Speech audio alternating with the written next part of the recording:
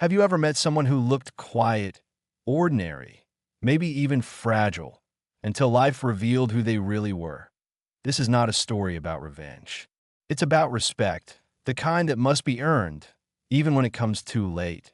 Stay with me till the end because what happened inside that military academy will leave you speechless. And before we begin, you're watching Grow for Justice.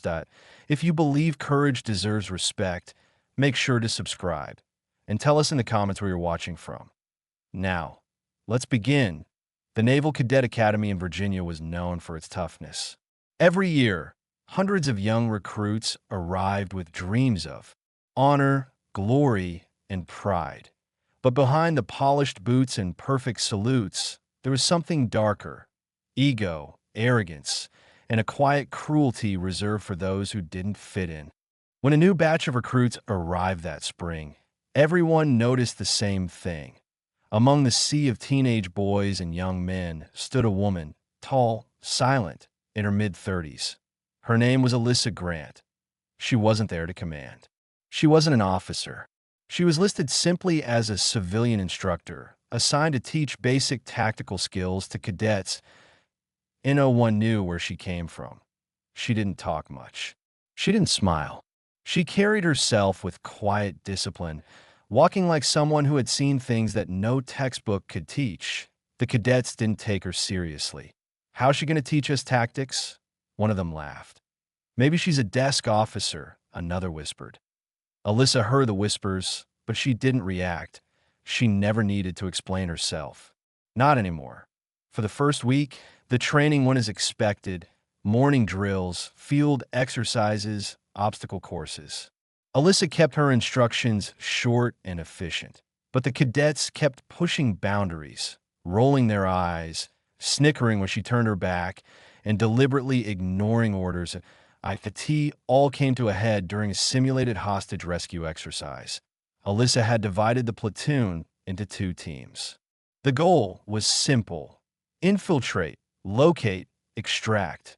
But the cadets, especially their self-appointed leader, Ryan Holtz, a cocky 20-year-old with a legacy family in the Navy, decided to turn the drill into a game. As Alyssa briefed them, Ryan smirked. "Ma'am, with all due respect, I think the real Navy does this differently." Alyssa looked at him calmly. "You think you know better?" "Yes, ma'am," he said confidently. "I grew up on bases. My dad's a commander." Alyssa's gaze didn't waver.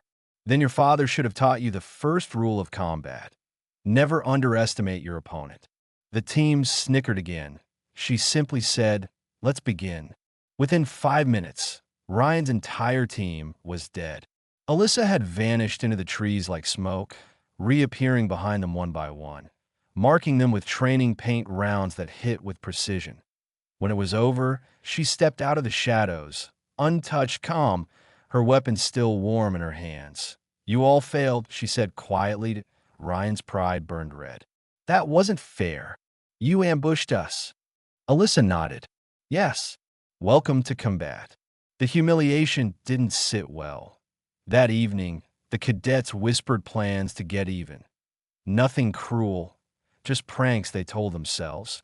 But pranks in a military academy often cross lines. The next morning, Alyssa arrived to find her locker jammed, her training notes scattered, and someone had written on the board, "Should have stayed in the kitchen, ma'am."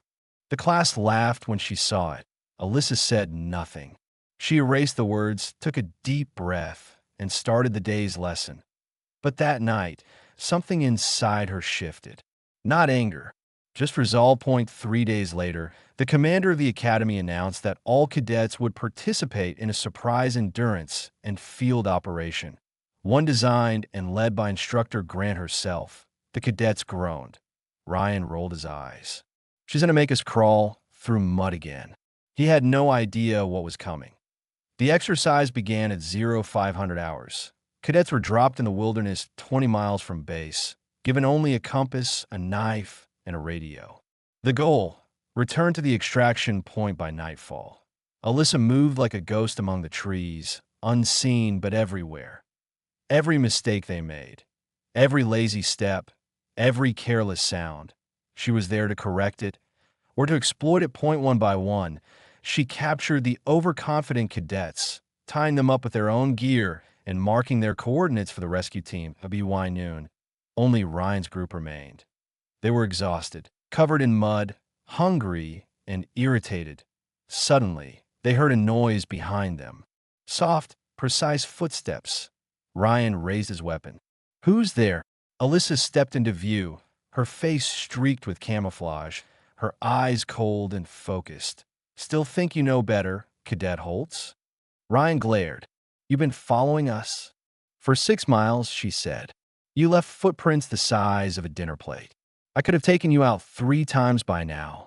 He lunged forward in mock aggression. "Then do it." In an instant, Alyssa dropped him to the ground in hesitation point one motion. His arm twisted, his body pinned. He gasped in shock, not from pain, but from how fast it happened. The other cadets froze. Alyssa stood up, brushed off her hands, and said, "You're not soldiers yet. You're children pretending to be warriors." When they returned to base that evening, the commandant was waiting. "Cadets," he announced, "I hope today's exercise taught you humility. Because the instructor you've been disrespecting, Chief Petty Officer Alyssa Grant, served 12 years as a Navy SEAL." The room fell silent, and one moved. Even Ryan's jaw dropped. The commandant continued, "Operation Black Tide, Operation Viper Fong, she's been there. She's done what most of you will never do. She trained elite units in 3 countries and saved lives you'll never hear about. You owe her your respect." The cadets stood frozen. Alyssa simply crossed her arms, quiet as always. She never wanted glory. She just wanted them to learn. After the briefing, Ryan approached her. His arrogance was gone, replaced by guilt. "Ma'am," he said softly, "I'm sorry for what I said. I didn't know who you were." Alyssa looked at him and shook her head. "You don't need to know who someone is to treat them with respect, cadet. Remember that lesson." That moment changed everything. From that day on, the cadets followed her lead with full respect. Not because of her medals, not because of her past, but because of the strength she carried quietly every single day. Weeks later, when the class graduated, Alyssa stood in the back of the ceremony, unnoticed, as the cadets received their certificates. Ryan looked out into the crowd. He saw her there, silent, arms folded, wearing the faintest smile. After the ceremony, he walked over and saluted. "For everything you taught us," he said, "thank you." She returned the salute, then walked away into the sunset. Like the ghost of a warrior who had finally found peace. That's the story of Chief Petty Officer Alyssa Grant, the woman who taught a generation of cadets that true strength doesn't come from shouting the loudest. It comes from standing the tallest when others doubt you. If this story inspired you, hit that subscribe button right now that you're watching Grow for Justice, where we tell stories that prove courage, respect, and justice still matter in this world.